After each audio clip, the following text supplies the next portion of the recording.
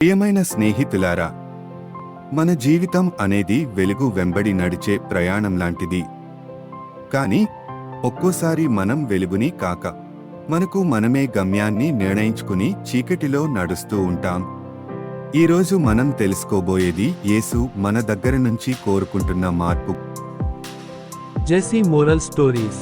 Friends, ఈ కథను విందామా ఫ్రెండ్స్? ఒక ఊరిలో రామయ్య అనే ముసలాయన ఉండేవాడు. తన ఇంట్లో ఎప్పుడూ ఉపవాసం, ఎప్పుడూ ప్రార్థన, ఎప్పుడూ ఆలయ సందర్శన చేస్తూ ఉండేవారు. ఆయన చెప్పేది ఒకే మాట: నేను దేవుడికి భయపడేవాడిని, నిత్యం ఉపవాసాలు చేస్తున్నాను, నా జీవితం పవిత్రమైనదే అని అనుకునేవాడు.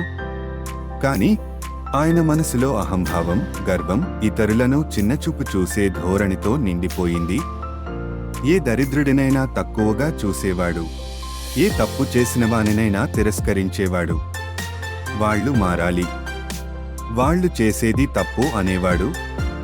అయితే అదే ఊరిలో పక్క ఇంట్లో ఉన్న రాజేష్ అనే యువకుడు.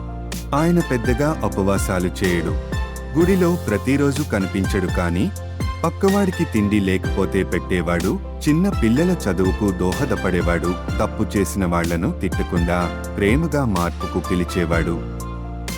ఒకరోజు రామయ్య రాజేష్ను చూచి, నీకు భక్తి లేదు, నీవు దైవ మార్గంలో లేవు అన్నాడు.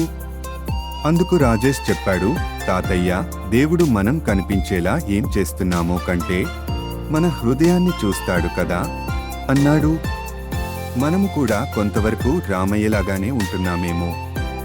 మనం గుడిలోకి పోతాం, ఉపవాసాలు చేస్తాం, కానీ మన హృదయం పూర్తిగా మారిందా? లూకా 5:33-39లో యేసు ఒక గొప్ప విషయాన్ని చెబుతాడు. వధువు ఉన్నప్పుడు అతని స్నేహితులు ఉపవాసం చేయరు. అంటే దేవునితో సంబంధం అనేది కేవలం బాహ్య ఆచారాల్లో కాదు. ఆయన మనతో ఉన్నప్పుడు మన హృదయం మారాలి.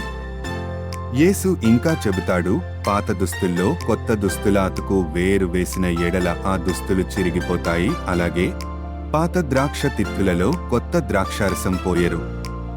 పోసిన ఎడల తిత్తులు పాడైపోతాయి లేదా పిగిలిపోతాయి. ఇది ఒక సంకేతం లాంటిది. మన పాత స్వభావంలో, పాత ఆలోచనల్లో క్రొత్త జీవితం నిలవదు. దేవుడు మన మార్పును, అంతర్గత మార్పును కోరుకుంటున్నాడు. ఈరోజు మనల్ని మనమే ప్రశ్నించుకోవాలి. నేను చేస్తున్న ఉపవాసాలు, ప్రార్థనలు, ప్రార్థన గీతాలు నిజంగా హృదయ మార్పుతో ఉన్నాయా? నేను ఇతరులను ప్రేమిస్తున్నానా? నేను ఇతరుల పట్ల కనికరాన్ని చూపిస్తున్నానా?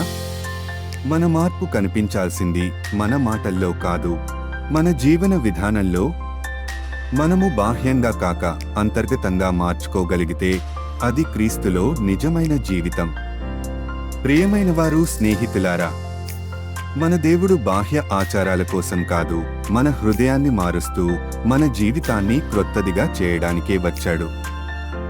మనం కూడా నూతన పరచబడాలి అంటే దైవ కృపను, ప్రేమను, నెమ్మదిని మరియు మారిన జీవన శైలిని ఆయన కోరుకుంటున్నాడు.